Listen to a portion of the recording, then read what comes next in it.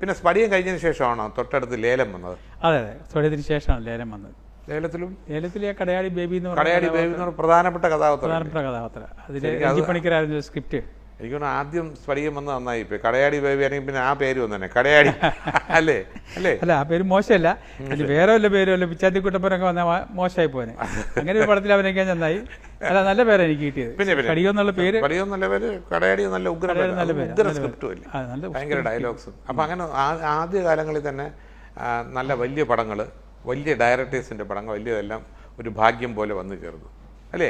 തീർച്ചയായിട്ടും അതൊരു വലിയ ഭാഗ്യം തന്നെയായിരുന്നു. ഓക്കെ. അപ്പോൾ ഈ കല്യാണം നടന്നത് എപ്പോഴാണ്? ഇതിനിടയ്ക്ക് ഞാൻ ചോദിക്കാൻ പറ്റും. കല്യാണമൊക്കെ ഇതിനൊക്കെ ഒരുപാട് മുമ്പാണ്. ഗൾഫിൽ പോകുന്നതിന് മുമ്പാണ്. കല്യാണമൊക്കെ എൻ്റെ ഒരു 27 വയസ്സിലൊക്കെ കല്യാണം കഴിച്ച്. അപ്പോൾ കല്യാണം കഴിഞ്ഞ് ഗൾഫിൽ പോയി തിരിച്ചു വന്നതിന് ശേഷമാണ് സിനിമയിലൊക്കെ വരുന്നത്. ഓ ശരി, ഓക്കെ ഓക്കെ. അപ്പം 4 മക്കളുണ്ടായില്ലേ? 5 മക്കൾ. 5 മക്കളും പെണ്ണുങ്ങളായില്ലേ? അല്ല, 4 പെണ്ണൂരാണ്. ഓക്കെ. അവരൊക്കെ ഇപ്പോൾ എവിടെ ഉണ്ട്? മൂത്ത മോളും ഹസ്ബൻഡ് ലണ്ടനിലാണ്. ഓക്കെ. രണ്ടാമത്തെ മോളും ഹസ്ബൻഡും ബാംഗ്ലൂര്. മൂന്നാമത്തെ മോൻ അബുദാബി. 4ാമത്തെ മക്കളും 5ാമത്തെ മോളും അവർ ബാംഗ്ലൂരിലാണ് വർക്ക് ചെയ്യുന്നത്. പക്ഷേ ഇപ്പോൾ വീട്ടിൽ വർക്ക് അറ്റ് ഹോമാണ്. ഒരാൾ ബാങ്കിലാണ്, ഓസ്ട്രേലിയൻ ന്യൂസിലൻഡ് ബാങ്ക്. ഒരാൾ MSW കഴിഞ്ഞിട്ട് സോഷ്യൽ വർക്കറാണ്. എന്തായാലും അതൊരു ഭാഗ്യം. മക്കളെയൊക്കെ നന്നായിട്ട് പഠിപ്പിക്കാനും നന്നായിട്ട് പഠിപ്പിക്കാൻ പറ്റി.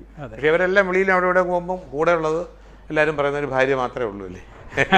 അല്ല, ഇപ്പം 2 പിള്ളേർ കൂടെ ഉണ്ട്. അവരോട് പോയി കഴിഞ്ഞാൽ ഞങ്ങൾ ഒറ്റയ്ക്കുള്ളൂ. ഈ സിനിമ ജീവിതം തുടങ്ങി അതിൻ്റെ 10, 26, 27 വർഷമായല്ലോ. അപ്പോൾ ഇതിനിടയ്ക്ക് എന്തെങ്കിലും മനസ്സിന് വിഷമം ഉണ്ടാക്കിയ സംഭവങ്ങൾ ഉണ്ടായിട്ടുണ്ടോ? അങ്ങനെ കാര്യമായിട്ട് വ്യക്തികളുടെ പേര് പറയണ്ട. ഇല്ല, മനസ്സിന് വിഷമമുണ്ടായ സംഭവം അമ്മയെന്ന് മാറ്റി നിർത്തിയ ഒരു 2.5 വർഷക്കാലം ഉണ്ടല്ലോ. തിലകൻ ചേട്ടൻ ഞങ്ങളെയൊക്കെ മാറ്റി നിർത്തിയൊരു കാലഘട്ടം, വിനയൻ്റെ പടത്തിൽ അഭിനയിച്ചുകൊണ്ട്. അങ്ങനെ ഒരു കാലഘട്ടത്തിൽ ഒരു വിഷമം ഉണ്ടായിട്ടുണ്ട്. എന്നാലും ഞാനത് അത്ര സീരിയസ് ആയിട്ട് എടുത്തിട്ടില്ല. ആ സമയത്ത് ഞാൻ ബാംഗ്ലൂരായിരുന്നു. പിള്ളേരൊക്കെ ബാംഗ്ലൂർ പഠിച്ചുകൊണ്ട് ഞാനും താമസം അങ്ങോട്ട് മാറ്റി. അതുകൊണ്ട് എനിക്ക് അത്ര വലിയ ഫീലിംഗ് ഒന്നും ഉണ്ടായില്ല.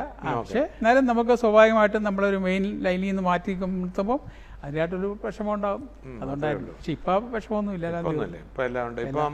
അമ്മയിൽ മെമ്പറാണ് ഞാൻ.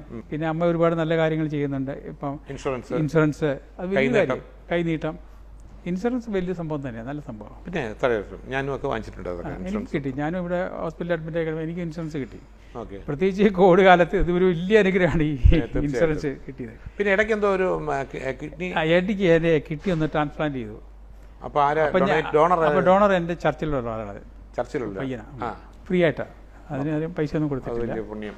അത് മാത്രമല്ല, അപ്പോൾ അതിന് ശേഷമാണോ എന്തോ അങ്ങനെക്കുറിച്ച് പറയുമ്പോൾ നല്ല മനുഷ്യനാണ്, നല്ല ഇളം മനസ്സാണ്, പക്ഷേ ഭക്തനാണ്. പള്ളി കാര്യങ്ങളിലും പ്രസംഗിക്കാനും ഒക്കെ പോകാറുണ്ടെന്നാണ്, സുവിശേഷ പ്രസംഗത്തിനൊക്കെ പോകാറുണ്ടോ? അതുണ്ട്. ഇപ്പോൾ കോവിഡ് കാലമായതുകൊണ്ട് പോകുന്നില്ല. അതിനുമ്പൊക്കെ ഞാൻ പോകുമായിരുന്നു. അത് നമ്മളൊരു ഫ്രീ സർവീസാണ്. നമുക്ക് അറിഞ്ഞ കാര്യങ്ങൾ ഒന്ന് പറഞ്ഞു കൊടുക്കുക എന്നുള്ളത്.